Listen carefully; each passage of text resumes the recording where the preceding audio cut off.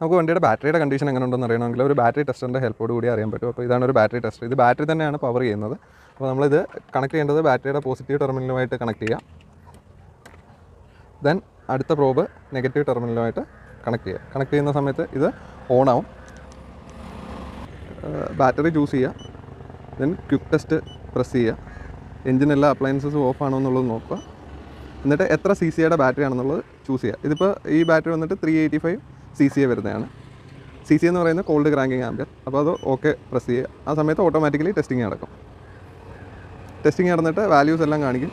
എത്ര വോൾട്ട് ഉണ്ട്, റേറ്റഡ് എത്രയാണ്, മെഷേർഡ് എത്രയാണ്, ദെൻ ബാറ്ററിയുടെ ഇൻറ്റേർണൽ റെസിസ്റ്റൻസ് എങ്ങനെയുണ്ട്, സ്റ്റേറ്റ് ഓഫ് ചാർജ് എത്രത്തോളം ഉണ്ട്, ഈ കാര്യങ്ങളെല്ലാം തന്നെ കാണിക്കും. എന്നിട്ട് ബാറ്ററി കണ്ടീഷൻ എന്താണ്, ഇവിടെ ഗ്രേറ്റ് എന്ന് പറഞ്ഞ് വന്നിട്ടുണ്ട്. അപ്പോൾ ഇത് നമുക്കറിയാൻ പറ്റും. ഇതാണ് ഇത് വെച്ച് ചെയ്യാവുന്ന ഒരു കാര്യം.